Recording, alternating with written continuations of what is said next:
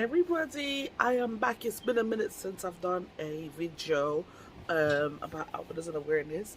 I've been so focusing on doing so much other things, been very busy schedule. But before I get into it, please remember to subscribe, like and share, comment.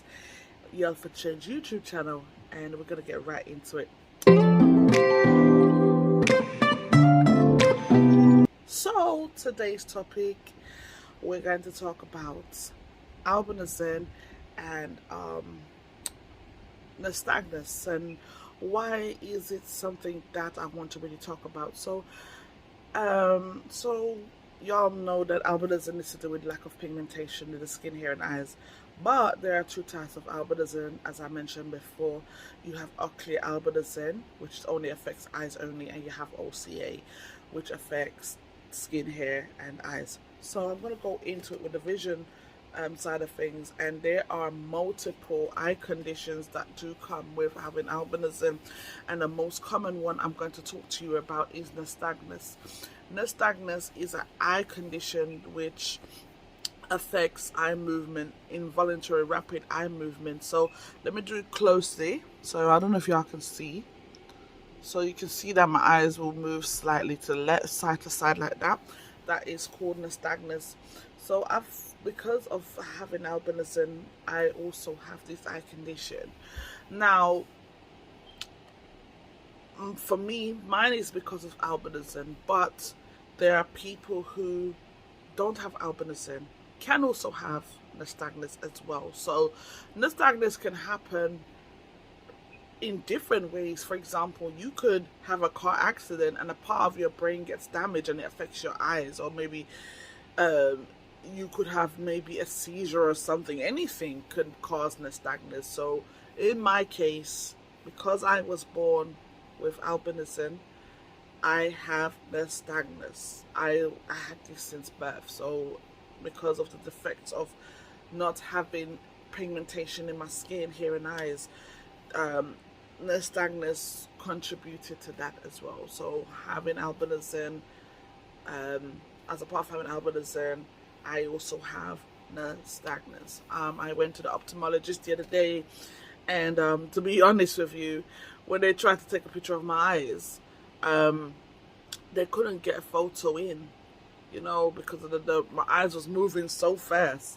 But they eventually did, so they did get it. So nystagmus it can happen to anyone, any race. Like I said, it doesn't always have to be genetics, because nystagmus can occur in children.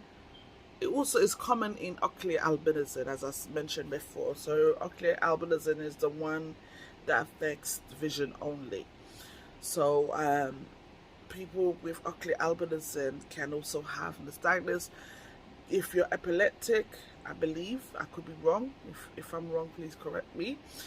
You can have seizures as well, or maybe when your brain, as a part of the brain, maybe brain function is all to do with your vision impairment, that can also do with nystagmus as well. So even, for example, if you have a car accident, or you have, say, a brain injury as well, so if you had a head injury and it affects that part of the brain, that can also contribute to having nystagmus as well.